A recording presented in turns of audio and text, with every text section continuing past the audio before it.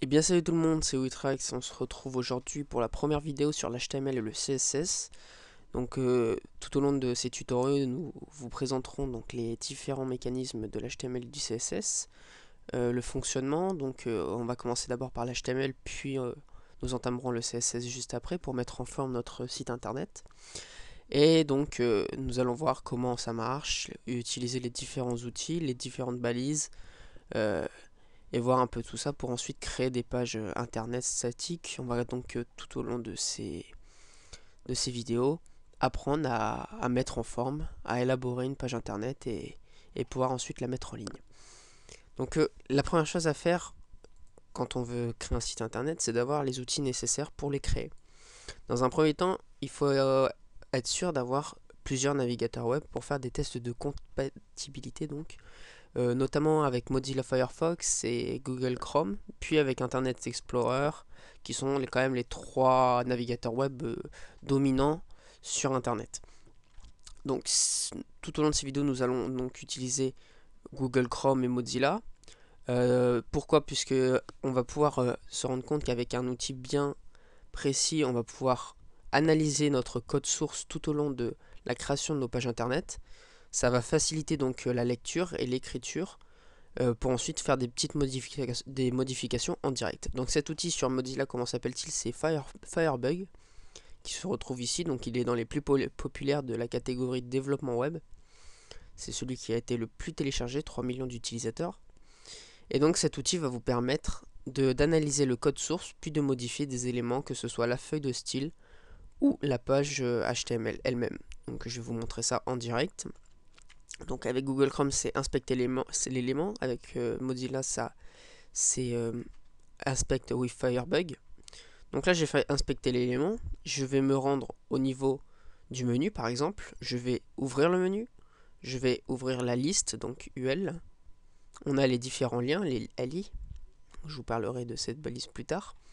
Et on va par exemple modifier le nom de cette... ça c'est l'identificateur. Le nom de ce menu. Par exemple, on va l'appeler tutorial. Voilà. Hop, je fais entrer. Et ça s'affiche en direct, ça modifie en direct. Idem pour le CSS, donc on peut modifier le CSS, donc notamment là par exemple le padding. Donc le padding c'est la marge intérieure. Donc là, si je mets 0, ça fait ça. Si je mets 85, ça fait ça. Donc vous voyez là, donc on a quand même des petites différences.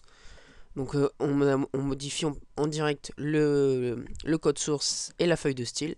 Ça permettra donc d'adapter plus facilement nos zones de texte, etc. Je vous montrerai ça plus en détail lorsque l'on va commencer à coder. Le deuxième élément, c'est un bon éditeur de texte. Alors c'est vrai que sur Windows, on n'est pas gâté, on a un petit bloc-notes qui n'est pas très efficace, puisque le texte s'écrit ligne par ligne, même bloc par bloc, et on n'arrive pas à différencier nos bouts de code et on ne peut pas trop s'y retrouver.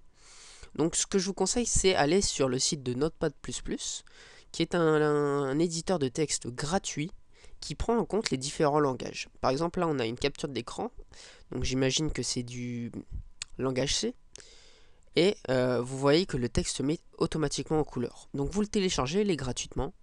C'est un logiciel open source, donc profitez-en, comme ça vous allez avoir beaucoup plus de facilité lors de votre lecture et de votre écriture du code. Donc je vais vous montrer quand même un petit aperçu de Notepad++, de ses avantages quand même. Et donc nous allons voir que c'est quand même très utile d'avoir un logiciel tel que Notepad++. Voilà, on fait Edit with Notepad. Donc le logiciel s'ouvre. Et c'est vraiment important de se repérer tout au long. Donc là j'ai différents projets, que ce soit du XML, ça peut être différents fichiers. Alors, donc là par exemple, on va commencer par mettre une balise HTML. Les balises, on en parlera dans la prochaine vidéo. Hop, on va à la ligne, on referme la balise automatiquement. On n'est pas là non plus pour montrer trop de balises. Et là, on enregistre au format, on va faire enregistrer sous.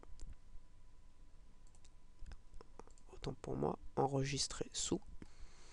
Et on enregistre au format HTML. Donc vous tapez H et là, hypertext markup langage. Vous l'appelez test. Alors, hop.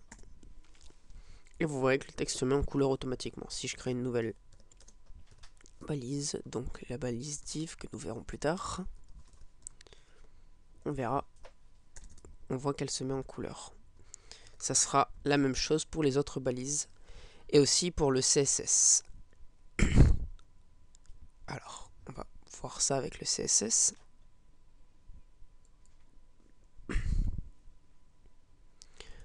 Donc on va créer une feuille de style. Nouveau. On va l'appeler. On va faire un petit. On va directement mettre le style sans trop mettre de commentaires ni rien.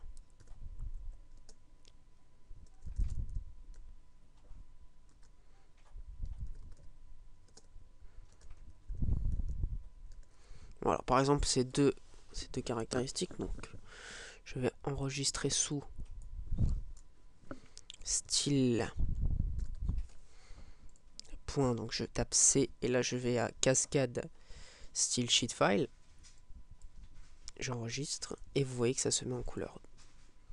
Donc on parlera donc de ces différents éléments, notamment lorsque nous aborderons CSS et son utilisation, afin de connaître les différents éléments importants du CSS pour pouvoir mettre en page votre site internet.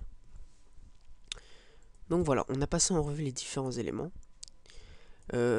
Soyez sûr que tous ces éléments sont bien installés sur votre ordinateur pour commencer à coder en toute tranquillité et pouvoir éviter tout problème lorsque vous coderez, notamment surtout pour vous perdre, parce que on peut très rapidement se perdre si on écrit mal son code.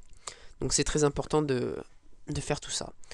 Donc on se retrouve dans la prochaine vidéo pour pouvoir vous parler des balises et des bases de l'HTML. Salut, à tout de suite.